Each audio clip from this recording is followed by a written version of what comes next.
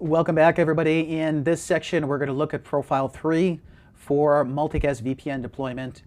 And the difference between this one and what we've talked about up to this point is that the underlay signaling is still going to be using PIM, but the overlay signaling is going to be using both BGP and PIM. Okay, the encapsulation is still GRE as opposed to MPLS. Like I mentioned, there are some issues with iOS XRV getting these profiles to work in the data plane. So that's why I'm sticking with some of the ones that are using the GRE tunnels. But when you look at the documentation for the profiles, it tells you there what the encapsulation is. So it's similar to Profile 3. There's going to be one that kind of corresponds to this that's using MPLS as the encapsulation as opposed to GRE. So first, let's go back to the documentation for configuring the MVPN profiles, and then this is profile number 3, which is using BGP auto discovery. Okay, so the difference here is that under the VRF we have this command MDT auto discovery PIM. We still have a default MDT that we're building in the core.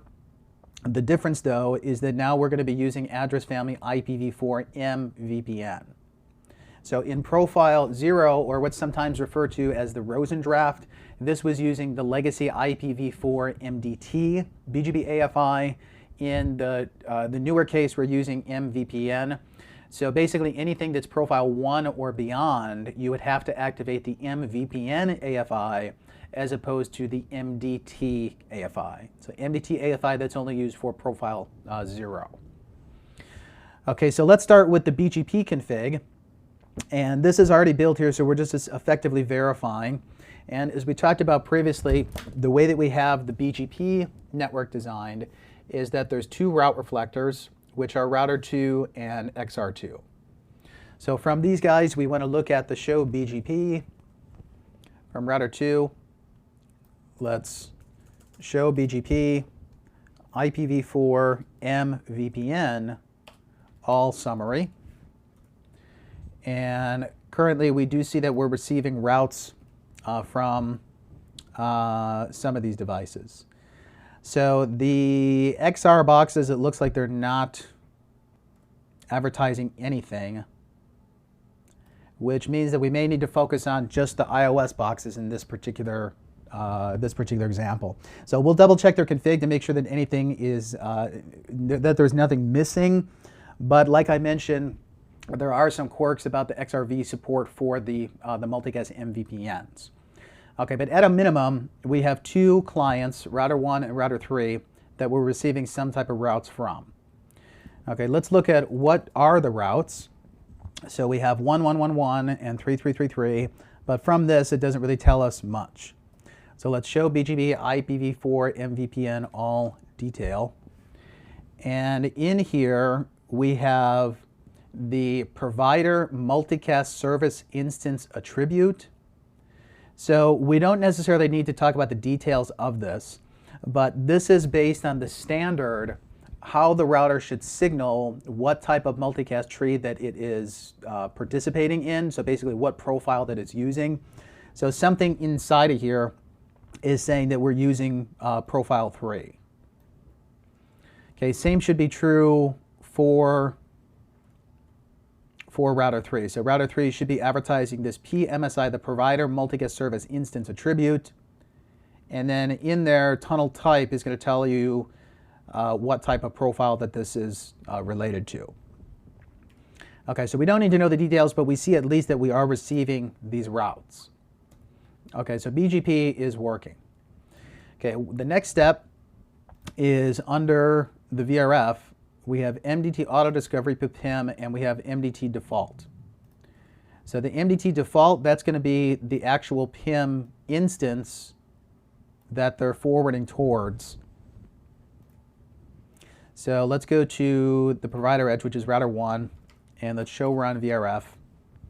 So under the VRF, we have MDT auto discovery PIM, and then the MDT default. Okay, let's make sure that this address is the same as what's on the other side. So on router 3, let's look at the same thing. Show run VRF.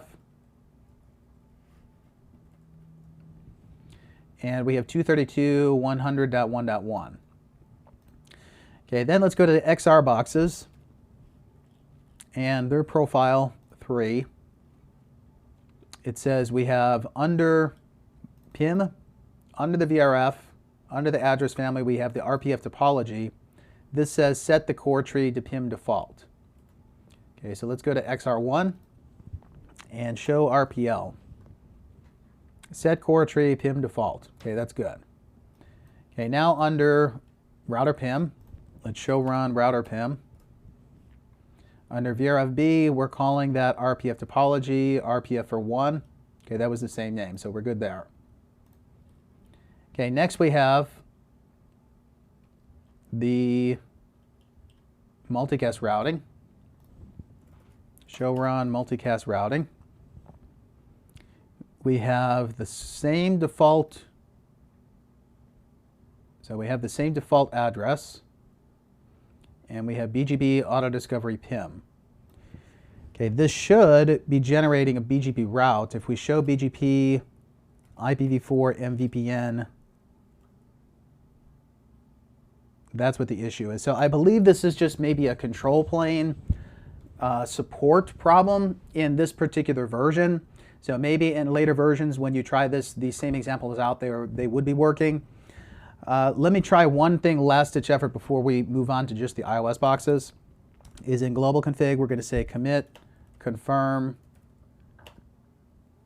or commit replace, confirm 30, okay, meaning 30 seconds. So this is going to delete the config and then auto roll it back in 30 seconds for me. Okay, what this is doing is basically stopping and restarting all of the routing processes.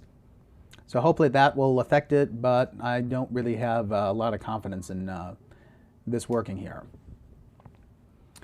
Okay, so let's go back to the regular iOS boxes then. So between 1 and 3, they were able to send their BGP routes to the reflector. Okay, reflector passed them on. And then if we look at the PIM neighbor relationships,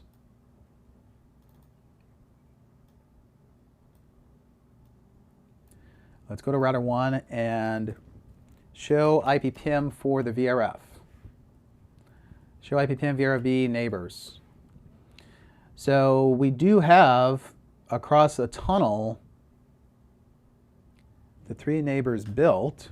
Show BGP IPv4 MDT all. Actually, I think that fixed it. Okay, let's go to the reflector and look at the same thing. Show BGP IPv4 MDT all. Yes, that did fix it. So your mileage may vary when you're trying this out with iOS XRV. What I did there is one option, commit replace. But the issue is that if you are telnetting in or SSHing in, you would lose your connection. So I said confirm 30, which means after 30 seconds it auto rolls the config back. Okay, so now let's see, is this working from the customer point of view? So customer wants to know, can it learn the rendezvous point that's located on router 5? So we have the BSR messages going to router 1. These are sent inside of PIM. Then they're going across the PIM tunnel to the other end, should pop out on router 4. Okay, on router 4, if we show IP PIM RP mapping, data plane is not working.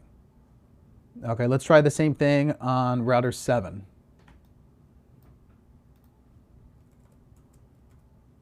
Okay, 7 does learn about the rendezvous point.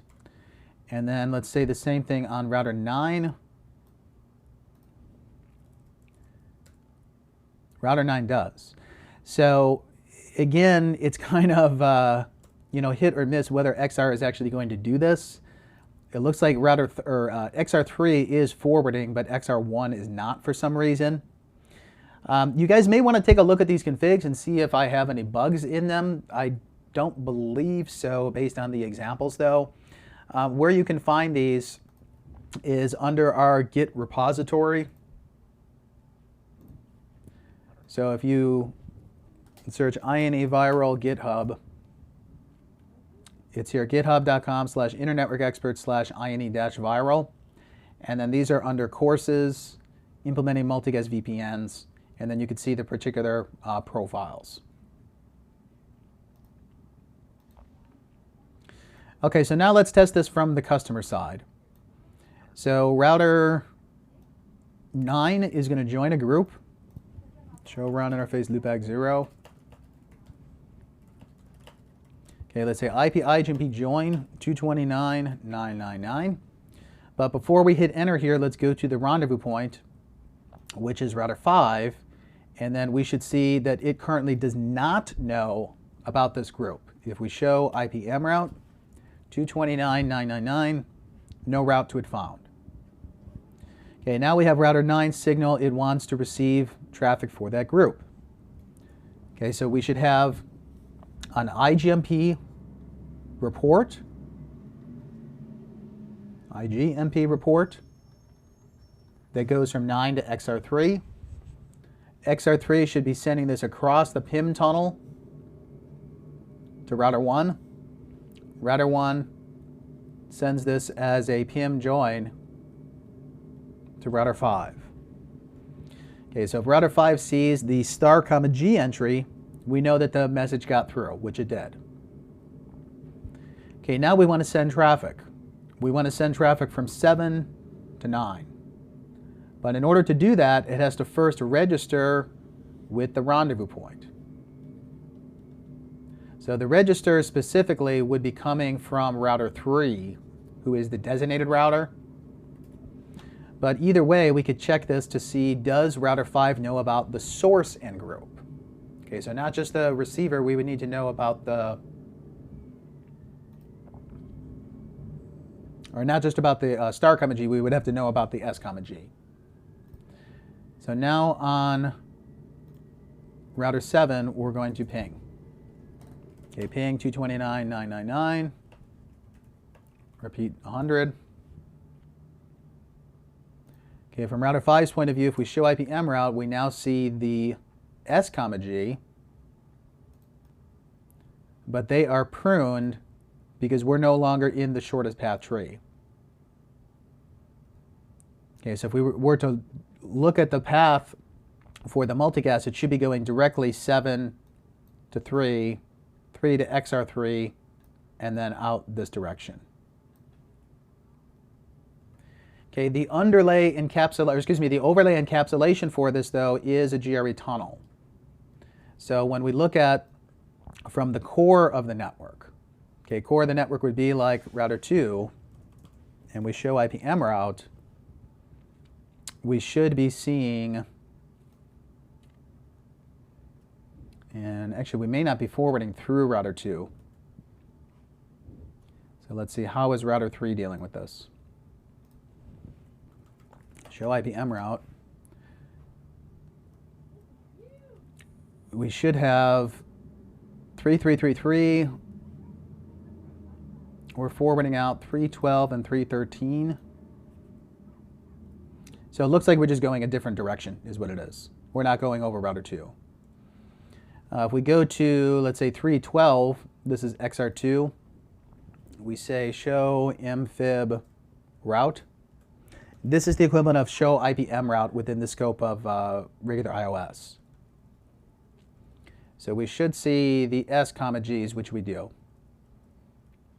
So we have the interface where it's being received in.